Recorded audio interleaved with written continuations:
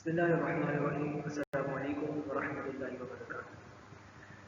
Students, in this video, in this presentation, we are going to talk about a poem which name is Lucy Gray.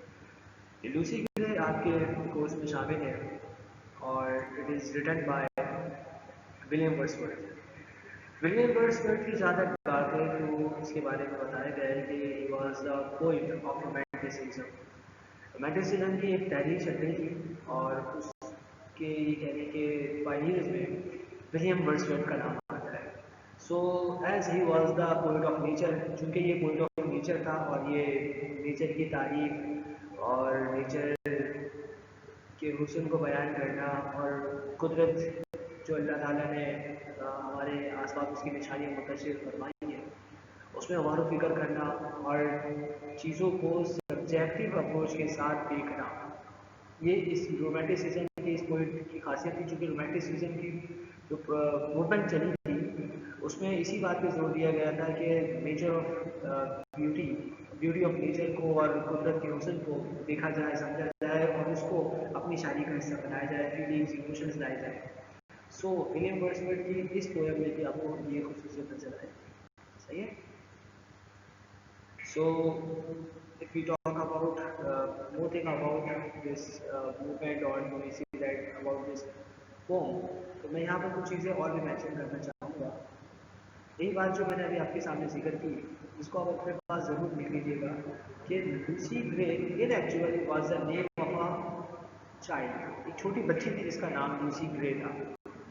सही। तो इस छोटी सी बच्ची के साथ एक वाक़या पेश आया था और ये उस वाक़े में ये कह लें कि अपनी जान से हाथ धो बैठी थी। तो इसी बात को विलियम वर्ड्सवर्थ ने जिक्र किया है। अच्छा, ये बात जो भी हमने जिक्र की कि विलियम वर्ड्सवर्थ का ताल्लुक रोमांटिसिज्म से है, लेकिन एक वर्ड जो मतलब इस लफ्ज़ का हम समझते हैं रोमांटिसिज्म, एक तो वो है जो हम आमतौर पर इसका ख्याल रखते हैं। रोमांटिसिज्म, रोमांटिक पोइट, उस पोइट को कहा जाता है रोमांटिक पोइट जो कि ब्यूटी ऑफ नेचर की बात करते हैं। सही है। ब्यूटी ऑफ नेचर, देखिए यहाँ लिख भी रहा हूँ ताकि आप इसको राइट डाउन जरूर कर लें। विलियम वर्ड्सवर्थ का नाम आए और ब्यूटी ऑफ नेचर का जिक्र ना हो तो बात कंप्लीट ही नहीं होती है। ब्यूटी ऑफ नेचर, जो कुछ ब्यूटी ऑफ नेचर से मुराद क्या है? जो कुछ अल्लाह ताला ने इस कायनात में मुंतशिर फरमाया है। पहाड़ों को देख लें, दरख्तों को देख लें, सहरा को देख लें, ज़मीन के और हिस्सों को देख लें। सही। तो वो हर जगह ब्यूटी ऑफ नेचर, वो जो कुदरत का हुस्न है वो आपको नजर आएगा। तो ये भी चूँकि ब्यूटी ऑफ नेचर गौर फिक्र करने का कायल था, यही वजह है कि हमें इसकी इस पोइट्री में, इस पोएम में और इसकी वैसे पोइट्री के अंदर हमें ये एलिमेंट ज़्यादा नजर आता है। सही। तो अब लूसी ग्रे से इसने इसको कैसे रिलेट किया, इसको देखने जानने के लिए नेक्स्ट स्लाइड्स पे जाते हैं। पोम का फर्स्ट सेंस आपके सामने लिखा हुआ है और यहाँ पर विलियम वर्ड्सवर्थ कहता है कि oft I had heard of Lucy grey. Oft का मतलब क्या है? ऑफ्ट का मतलब है ऑफन। ऑफन मतलब कहते हैं अक्सर। सही है। मतलब जो चीज़ आप बार बार देख रहे हो, अक्सर देख रहे हो, कहते हैं अक्सर ऐसा होता है। तो ऑफ्ट, ये पोएम में चूँकि मीटर का भी ख्याल रखना होता है कि एक लाइन्स के अंदर कितनी सेलिबल ना है और फिर किस पर स्ट्रेस हो किस पर ना हो, इन तमाम चीज़ों का अगर ख्याल रखा जाता है तो कुछ वर्ड्स ऐसे भी होते हैं कि जिनको शॉर्ट कर दिया जाता है। वो कहता है कि ऑफ्ट, अक्सर, I had heard of Lucy grey, मैंने लूसी ग्रे के बारे में सुना था मैंने। And when I cross the wide road, जब मैं वाइड को क्रॉस करने लगा, वो बयाबान ज़मीन को, तो जहाँ पर मैं सफ़र कर रहा था, तो कहता है कि I chanced to see at break of day the solitary child. तो मुझे ये चांस मिला, मुझे मौका मिला कि मैं देखूं। कब देखूं? At break of day. Break of day का मतलब है उस वक्त जब दिन फूट पड़ता है। अब दिन फूट पड़ने का क्या मतलब है? यानी वो वक्त सुबह ही सुबह का वक्त। सही। इसको मैं आसान लफ्जों में समझाने के लिए कह दूँ, फजर का वक्त, तो जो फजर का वक्त है उसको ब्रेक ऑफ डे, ब्रेक का मतलब टूट पड़ना ही होता है। तो जिस वक्त ब्रेक ऑफ डे हो, यानी दिन टूट पड़े, फजर का वक्त, बिल्कुल सुबह सुबह का वक्त होता है कि I chance to see at break of day the solitary child, मुझे मौका मिला कि एक सॉलिटरी चाइल्ड, एक हाँ बच्ची को, no mate no comrade she dwelt on a wild moor।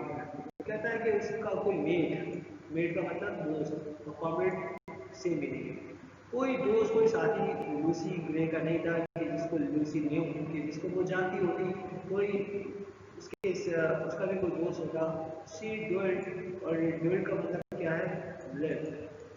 She live on a wild moor, वो एक ऐसे बयाबान इलाके में रही जो कि वाइल्ड मूर था, यानी अनकल्टिवेटेड एरिया, जहाँ पर काश्तकारी नहीं की जा सकती, वो जगह जो काश्तकारी के लायक नहीं, जो बंजर जमीन है, वो कहता है उस जगह पर उसने वो रहा करती थी, उसका कोई दोस्त नहीं हुआ करता था।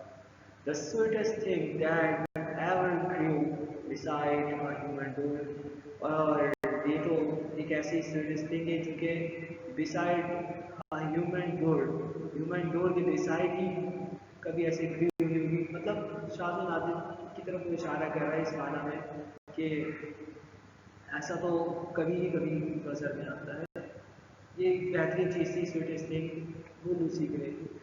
You yet may spy the fawn at play, वो कहता है कि तुम स्पाई तो कर सकते हो, स्पाई का मतलब ये होता है जासूसी करना, तो जासूस आए तो छुप कर किसी चीज़ को निकला है, तो वो कहता है कि तुम छुप कर देख सकते हो किसको, the fawn at play, fawn को, यानी हिरन को, एट प्ले कि वो खेल रहा हो। असल में हिरन जो होता है ये वहशी जानवर होता है।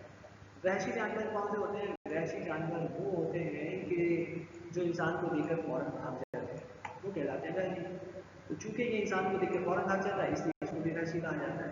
ये वहशी जानवर, इसको वहशत होती है, वहशत कब रहा। तो you yet may spy the fawn at play, तुम देख तो सकते हो हिरन को कि वो खेल रहा हो, खेलते वक्त तुम उसको देख सकते हो। And hare upon the green, और एक हेयर यानी रैबिट को, यहाँ हरर का वर्ड का मतलब नहीं लिख रहा, आप नहीं समझ जाए, रैबिट, तुम एक रैबिट को भी देख सकते हो अपॉन द ग्रीन के वो सब्जी पर खेलता कूदता घूम रहा हो, तुम ये देख तो सकते हो। But the sweetest face of Lucy grey never more missing, लेकिन जो लूसी ग्रे का वो प्यारा खूबसूरत चेहरा है छोटी बच्ची का, विल नेवर मोर मिसिंग, तुम्हें कभी दिखाई नहीं देखा, वो तुम्हें कभी भी नजर नहीं आई। Tonight will be a stormy night. You to the town must go and take a lantern to light your mother to the best।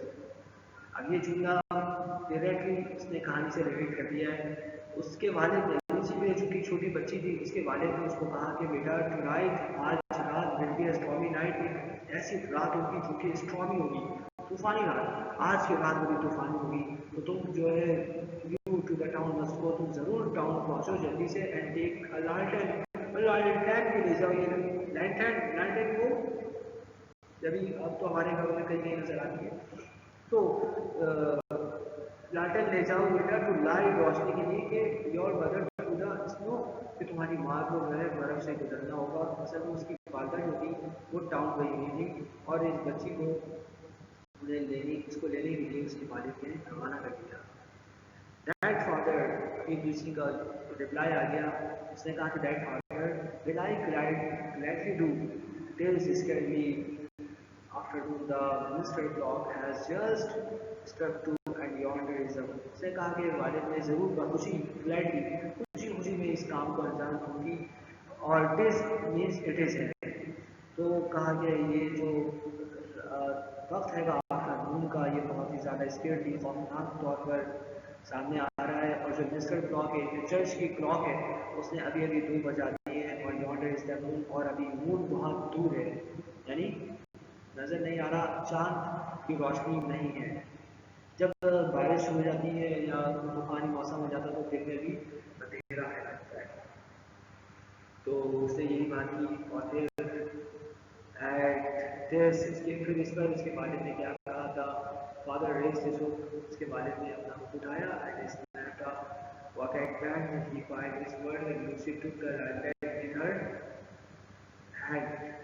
कहते हैं कि फिर उसके वालिद ने अपना hook raise कर दिया, मतलब वो अपने काम में मशगूल हो गया और लूसी भी उसने भी लालटेन उठाई और वो भी फिर रवाना। सही, देखिए यहाँ पर कुछ वर्ड्स ऐसे होते हैं जिनकी अगर हम डिटेल्स जानना चाहें तो पोएम के लास्ट में आपको नोट्स के नाम से डिस्क्रिप्शन मिल जाती है। अगर आप इसी पोएम की बात करें तो पेज नंबर 20 पर आपको कुछ वर्ड्स के मीनिंग्स नजर आ जाएंगे जो कि पेज नंबर 20 पर नोट्स की हेडिंग के अंदर लिखे गए। सही है, तो अब यहाँ पर देखें एक वर्ड 22 लिखा हुआ है, जहाँ पर असल में ये 22 जो लिखा हुआ है ये है, ये वाला वर्ड आपको नजर आ रहा होगा 22 पर, ट्राइपॉड बैंड। ट्राइपॉड बैंड इसकी वजाहत यहाँ पर करनी है। Tripod band a band holding a bundle of sticks together, यानी एक ऐसा बैंड होता है जो कि बंडल्स को, sorry, holding a bundle of sticks का जो बंडल होता है उसको उठाया जाता है एक साथ। तो उसके वालिद जरूर वो लकड़ियों को काम कर रहे होंगे और इस काम में वो मशगूल होंगे, तो उन्होंने अपना हुक उठाया है जिसने अपना फॉरवर्ड बैंड और he filed his work, he filed his work means he was busy at his work, वो अपने फिर काम में बिजी होगा। And Lucy took the lantern in her hand, और फिर लूसी ने अपने हाथ में वो लालटेन ली और रवाना हो गई। और आगे जिक्र किया है कि not glitter is the moon rock. In many ranked on stalk, her feet disperse the powdery snow that rises up like smoke. अब देखें यहाँ पर एक बात और की कहा कि not withy is the mountain root. विथरी का मतलब है जॉयफुल, सही है, तो not glitter means not joyful is the mountain root. रू का मतलब क्या है, स्मॉल पीसेस ऑफ गियर, सही, स्पाइसेस ऑफ गियर। तो ये कहने के जो हिरन होती हैं स्मॉल स्पाइसेस, तो उनकी जो कोई छोटी किस्म है उससे ये रिलेट किया जा रहा है। तो कहता मतलब ये कि ये जो जिस काम में रवाना हो गई थी वो सफर उसके लिए बहुत अच्छा था, प्लेफुल था। वॉन्टन का मतलब क्या है, प्लेफुल था और पर्पसलेस, सही। In many a watered stalk, her feet disperse the powdery snow that rises up like smoke. वो खुशी खुशी उस काम पर रवाना हो गई थी और वो जिस जगह से जा रही थी सर्दी कितनी ज़्यादा थी कि जहाँ पर भी वो अपना कदम रखती थी तो डिस्पर्स होती थी वो पाउडरी स्नो। वो स्नो, वो बर्फ़ जो कि पाउडर की सूरत में फैली हुई थी, उसके पाँव रखने से वहाँ से मतलब ठंडक इस तरह जाहिर होती थी उस पाउडरी स्नो से कि that rises up like smoke, जैसे कि स्मोक उससे उठ रहा हो, मतलब उसकी ठंडक। जैसे ऐसा होता है ना कि हम रेत पर भी चल रहे होते हैं और पाँव मारते हैं तो उसकी धूल उठती है, तो पाउडरी स्नो से वो स्मोक उठ रहा होता है। The storm came on before its time. She wandered up and down, and many a hill did Lucy climb, but never reached the top. वो कहता है कि हुआ ये कि फिर टाइम जो स्टॉर्म था वो अपने वक्त से बहुत पहले ही आ गया और लूसी जो थी she wandered up and down, तो ऊपर नीचे ही वो घूमती फिरती रही, मतलब कभी इस पहाड़ी पर चढ़ जाती कभी उस पहाड़ी पर। Many hill did Lucy climb, बहुत सी पहाड़ियाँ उसने चढ़ी, but never reach the town, लेकिन टाउन तक पहुँचने में कामयाब नहीं हो सकी। अब जब लूसी इस तरह रास्ता भटक गई और वो टाउन भी नहीं पहुंची तो मालदा तो उसकी जरूर घर आ गई थी, इसीलिए यहाँ पर उसने लिखा कि द रेस्ट हैरेंस ऑल दैट नाइट, उसके बदहाल वालिदैन मतलब जिनकी हालत भी बुरी हो चुकी थी, जो परेशान हो गए थे, जो डिस्टर्ब हो गए थे, वो parents all that night went shouting far and wide, वो फार एंड वाइड दूर दराज जाकर उसको शाउटिंग के लिए गए, मतलब पुकारते थे दूर दूर जाकर, पूरी रात को इधर से उधर घूमते रहे, कभी वो भी इस पहाड़ी पर जाती कभी उस पहाड़ी पर, आवाज़ें लगाते रहे लूसी के लिए, आवाज़ लगाते रहे, सदा लगाते रहे कि किसी तरह कोई आसार उसके नजर आ जाए। But there was neither sound not sight, लेकिन ना तो कोई साउंड होता था कोई, और ना साइट, मतलब ना तो कोई आवाज आती थी, ना कुछ दिखाई देता था। तो दूसरे फॉर अ गाइड के उससे उनको वो फॉर अ गाइड एक रहनुमाई मिल जाए, ना तो कोई आवाज उनके रहनुमाई करने को वहाँ थी, ना कोई मंजर ऐसा था जिससे उनकी रहनुमाई, और वो ढूंढ लेते अपनी बच्ची को कि उनकी बच्ची कहाँ। आगे वो कहता है कि at day break on a hill they stood, और जब दिन का आगाज हुआ, डे ब्रेक दिन के आगाज के वक्त, on a hill they stood पहाड़ी पर वो खड़े हुए, and that overlook the bull, और वहां चढ़ने के बाद उन्होंने उस मूल यानी कल्टिवेटेड एरिया को देखा ऊपर से। तो and then they saw the bridge of wood upper long from there to, तो कहते हैं वहां से उन्हें एक ब्रिज नजर आया। कौन सा ब्रिज? ब्रिज ऑफ वुड, एक लकड़ी का ब्रिज पुल नजर आया, जो कि एक फरलॉन्ग के फासले पर था फ्रॉम देयर डोर, उनके घर से।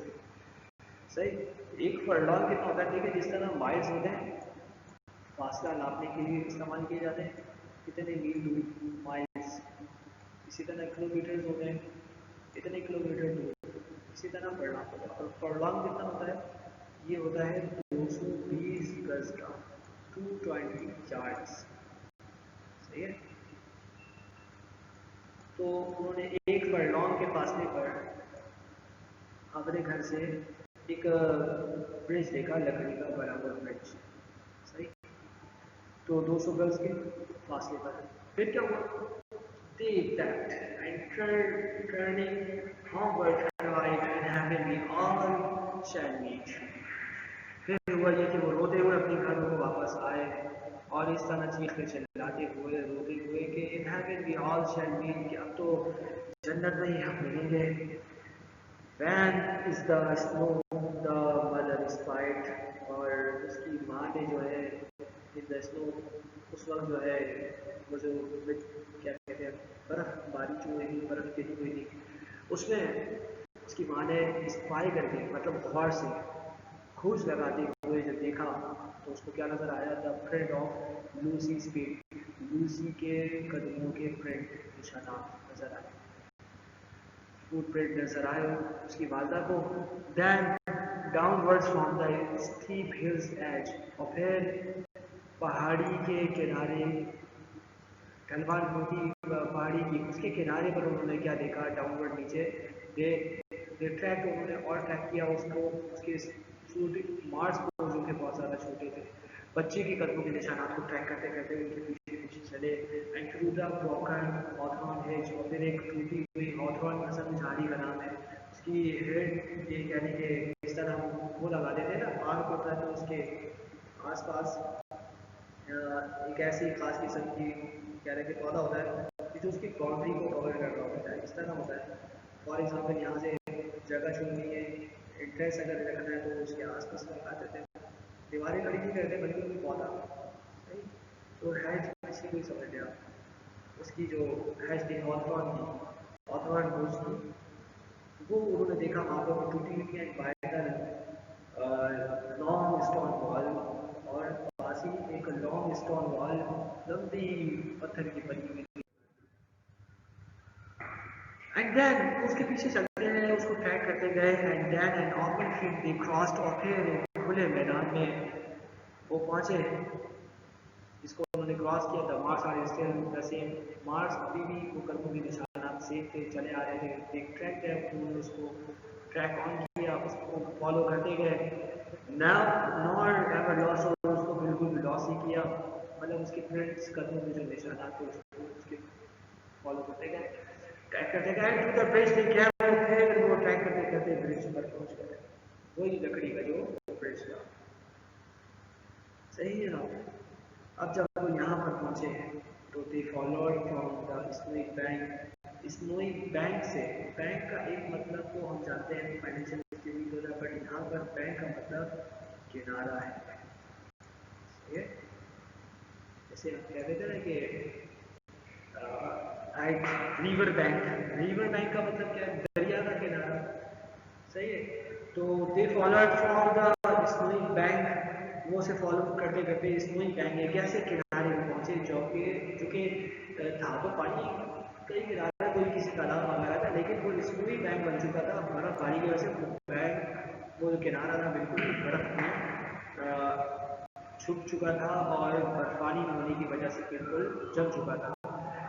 Those footpaths one by one into the middle of the flat and further there were none. वो उसको फॉलो करते गए, उसके जो फुटमार्क्स थे बच्ची के कदमों के निशानात उसी तरह के वो उन्हें नजर आ रहे थे वन बाय वन, उसको फॉलो करते गए और फिर मिडिल ऑफ द प्लैंक, लकड़ी का जो तख्ता था प्लैंक, उसके मिडिल में जब वो पहुंचे, ज़ाहिर लकड़ी का पेश था, तो वहाँ उन्होंने देखा कि मजीद आगे कदमों के निशानात नहीं थे। And further there were none, कोई अब आगे कदमों का निशान नहीं था। तो उस पर क्या हुआ? Yeah, some maintain that to this day she is a living child. तो अब उस वक्त से अब लोगों का उसका ख्याल तो ये है कि जो लूसी ग्रे है, she is a living child, वो एक ऐसी बच्ची है जो अभी भी जिंदा है, लोगों को नजर नहीं आ रही है। सही। Yet some people maintain their opinion, मतलब ये है कि कुछ लोगों ने उस वक्त से अपनी राय रख ली उस बच्ची के बारे में, that to this day, उस वक्त से कि this is a she's a living child, that you may see sweet Lucy Gray, और तुम भी लूसी ग्रे को देख सकते हो upon the lonesome wild पर, यानी ऐसे देख सकते हो। lonesome का मतलब है alone, और wild का मतलब है यहाँ पर बेयाबान जगह। तुम कह रहे हो यहाँ वाइल्ड, तुम उसको देख सकते हो, तुम्हें कभी कभी नजर आ सकती है, बट कैसे? लॉन्सम का मतलब है अलॉन, अकेले तुम्हें कभी यहाँ पर वो चलती फिरती हुई दिखाई दे सकती है। ओवर, ये और जो है, और रफ मीन्स असल में ये है ओवर। सही है। ओवर रफ एंड स्मूथ मतलब एक ऐसी जमीन पर जो कि स्मूथ भी है और रफ भी है, मतलब हमवार रास्ता भी तुम्हें नजर आएगा, ऊंचा नीचा रास्ता भी नजर आएगा। शिफ्टेस अलोंग, अकेली वहां पर घूमती है, एंड नेवर लुक्स बिहाइंड, और पीछे मुड़कर वो कभी नहीं देखती। And sings a solitary song, और एक ऐसा सॉन्ग, एक ऐसा गीत गाती है वो सॉलिटरी सॉन्ग जो कि तन्हाई का है, और वो जो सॉलिटरी सॉन्ग है that whistles in the wind, हवाओं में वो विसल सीटी की तरह गूंजता रहता है। मतलब क्या है जनाब? मतलब ये है कि लूसी ग्रे के बारे में कुछ का कहना तो ये है कि वो मर चुकी है और उसको उन्होंने मरा हुआ ख्याल कर लिया, बट कुछ कहते हैं कि नहीं, वो लिविंग चाइल्ड है, अभी भी वो जिंदा है, और उसके जिंदा होने का ऐसा पता चलता है कि कभी कभी वो नजर भी आ जाती है, लेकिन कभी वो पीछे मुड़कर नहीं देखती। अभी कहने क्या चाह रहे हैं, सारी बातें यहाँ पर आके हो जाती है, लेकिन विलियम वर्ड्सवर्थ क्या नहीं चाह रहा है कि Lucy grey was a sweet face child, के उसका बहुत प्यारा चेहरा था, वो बहुत प्यारी बच्ची थी। Nature of beauty, beauty of nature की जब ये तारीफें कर रहा है तो उस बच्ची को ब्यूटी ऑफ नेचर से रिलेट भी कर रहा है। वो ये कह रहा है कि लूसी ग्रे अब जो मर गई है ना, जो कहते हैं मर गई है और कुछ कहते हैं नहीं जिंदा है, असल में वो मरने के बाद भी इसी कायनात में, इसके हुस्न में जाकर एक तरह से वो मर्ज हो गई है, अब वो इसका नेचर का हिस्सा बन गई है, अकॉर्डिंग टू विलियम वर्ड्सवर्थ के मुताबिक। वो कहता है कि अब चूंकि वो नेचर का हिस्सा बन गई है, सो हम तभी देखते हैं कि वो कभी कभी हमें नजर तो आ जाती है उसकी कोई झलक, लेकिन वो कभी भी पीछे मुड़कर नहीं देखती होती, और वो नहीं देखती कि कौन उसे बुला रहा है, कोई आवाज़ें थे, और उसका जो गीत है, मतलब उसकी प्यारी आवाज़, वो भी अभी भी विंड में, हवाओं में गर्दिश कर रही है उसके साथ साथ, और ऐसा लगता है जैसे कुछ सीख भी हो जाता है, वो गूंज रही है उसकी आवाज़। कहते हैं कि नेचर का ऐसा कुछ। अब वही वाली बात जो हमने शुरू में की कि William Wordsworth is a poet of nature, तो चूंकि वो पोएट ऑफ नेचर है विलियम वर्ड्सवर्थ, तो जाहिर है कि वो नेचर की ही तारीफ करेगा, पोएट ऑफ नेचर। क्लियर? अच्छा, William Wordsworth poet of nature है, तो उसने इसी लूसी ग्रे को भी नेचर का हिस्सा माना और फिर इस तरह उसकी तारीफ की है। मैंने एक बात वहाँ पर की थी, अभी शुरू आपको याद होगा, वो बात अब मैं एक्सप्लेन करूँ तो ज़्यादा समझ में आएगी कि जो विलियम वर्ड्सवर्थ था ये रोमांटिसिज्म के पोएट्स में से था, और रोमांटिसिज्म के जो पोएट्स थे वो ब्यूटी ऑफ नेचर के कायल थे, सही? वो पोएट ऑफ नेचर भी कह रहे हैं आप, फीलिंग्स और इमोशंस की मैंने बात की। वो ये कहते थे भाई ब्यूटी ऑफ नेचर की तारीफ की जाए और उसी को अपनी शायरी का हिस्सा बनाया जाए। अब ब्यूटी ऑफ नेचर को जब कोई बंदा समझना चाहता है और उसको डिस्क्राइब करना चाहता है तो उसको अपनी फीलिंग्स और अपने इमोशंस की तरफ जाना होता है, क्योंकि ये वो चीज़ें हैं जो कि बिल्कुल नेचुरल होती हैं और इसमें कोई ये कह रहे हैं कि हम बनावट नहीं होती है। इंसान की असल जो शख्सियत है या उसकी जो सोच है उसकी फीलिंग्स इमोशंस में आपको नजर आती है, सही है? तो फीलिंग्स और इमोशंस की वो बात करते हैं और वो इस पर ज़्यादा जोर देते हैं। लैंग्वेज की ज़्यादा बात है कि पोइट्री की लैंग्वेज कैसी होनी चाहिए, मुश्किल मुश्किल अल्फाज इस्तेमाल किया जाए या आसान, वो कहते हैं नहीं, मुश्किल नहीं होना चाहिए बल्कि सिंपल लैंग्वेज होनी चाहिए, क्योंकि सिंपल लैंग्वेज एक ऐसी लैंग्वेज होती है जो कि नेचर से ज़्यादा करीब होती है, पहली बात। दूसरी बात ये कि चूंकि वो नेचर के ज़्यादा करीब होती है और उसमें फितरी ये कहने के इजहार होता है, इसलिए वो ज़्यादा दिल को लगती है। सिंपल लैंग्वेज इसलिए भी इस्तेमाल करनी चाहिए कि कॉमन पर्सन भी उसको समझ सके, क्योंकि नेचर तो एक ऐसी चीज़ है जो हर शख्स को ही नज़र आ रही है, तो सिंपल लैंग्वेज में उसको डिस्कस किया जाए, फीलिंग्स और इमोशंस के साथ डिस्कस किया जाए, सही है? अच्छा, एक बात और है वो ये कि देखिए दो चीज़ें होती हैं, एक होती है सब्जेक्टिव अप्रोच और एक होती है ऑब्जेक्टिव अप्रोच। तो सब्जेक्टिव अप्रोच और ऑब्जेक्टिव अप्रोच क्या मतलब है इसका? देखिए जब आप किसी चीज़ को ऐसे देखें कि उसमें आप अपनी राय को और अपने फीलिंग्स और इमोशंस को आप उसमें रिलेट कर दें और आप कहें कि मेरे मुताबिक ऐसा है, तो ये है सब्जेक्टिव अप्रोच, सही? ये फीलिंग्स और इमोशंस की बात जो बात है वो हमें सब्जेक्टिव अप्रोच में नजर आती है, सब्जेक्टिविटी भी हम उसको कह सकते हैं, सही है? और एक होती है ऑब्जेक्टिव अप्रोच। अब ये ऑब्जेक्टिव अप्रोच क्या है? जाहिर है ये सब्जेक्टिव आपको समझ में आएगा तो ऑब्जेक्टिव भी समझ में आ जाएगा। जो सब्जेक्टिव ना हो तो ऑब्जेक्टिव है, यानी ये कि अगर आप अपने पर्सनल फीलिंग्स इमोशंस को अहमियत दे रहे हैं और उसको रिलेट कर रहे हैं तो इट इज सब्जेक्टिविटी। बट अगर फीलिंग्स इमोशंस ना हो और जैसी वो चीज़ें आप वैसे ही उसको पेश कर रहे हैं, यानी जैसी सबको नजर आ रही है, तो it is not objective approach, it is subjective approach. जैसे मैं एग्जाम्पल दूँ आपको अभी याद आएगा, आपने मैट्रिक में एक पोएम पढ़ी थी जिसका नाम था नीम ट्री, सही? अब नीम ट्री सबको नजर आ रहा है कि नीम ट्री कैसा होता है और उसके पत्ते कैसे होते हैं, सबको नजर आ रहा है। बट पोएट ने नीम ट्री को ऐसे नहीं बताया जैसा कि हम उसको देख रहे हैं, बल्कि उसने अपनी निगाह से उसको देखा, यानी सब्जेक्टिव अप्रोच को यूज किया और उसने ये कहा कि ये जो नीम ट्री है ये मुझे ऐसा दिखाई देता है जैसे कि कोई बहुत ही ज़्यादा मजबूत इंसान, कोई बहुत ही मजबूत और सोल्जर हो, या ये कह रहे कि बहुत ही जानिसारी करने वाला, दूसरों के काम आने वाला, इंसान करने वाला शख्स कि जो खुद तो तकलीफें बर्दाश्त करता हो लेकिन दूसरों को राहत और आराम और सकून पहुंचाने के लिए तैयार रहता हो। वो कहता है कि इस नीम ट्री मेरे लिए ऐसे ही है और मैं इसको बहुत ज़्यादा वैल्यू देता हूँ, सही? तो सब्जेक्टिव अप्रोच आपको उसके अंदर नजर आती है। तो इन शॉर्ट ये रोमांटिसिज्म की जो मूवमेंट की बात कर रहे हैं, मेरे पर्सनल की बात कर रहे हैं, इसमें आपको ब्यूटी ऑफ नेचर नजर आएगी, सिंपल लैंग्वेज नजर आएगी, ऑब्जेक्टिविटी नहीं होगी बल्कि सब्जेक्टिविटी होगी। जब सब्जेक्टिविटी आती है तो फीलिंग्स इमोशन उसके अंदर आ जाते हैं। लूसी ग्रे की कहानी हमने पूरी डिस्कस की है। लूसी ग्रे को उसने जिक्र किया कि वो अपनी माँ को बचाने की खातिर फौरन गई और आज कुछ लोग जो उसके मरने कोई कुछ कहने की नहीं, वो मरी नहीं, जिंदा है, वो जिंदा है, ऐसे उनको नजर आ रही है कि वो पिक्चर है समझ सही. So I hope you got a clear idea about this one. Well, if you have any question,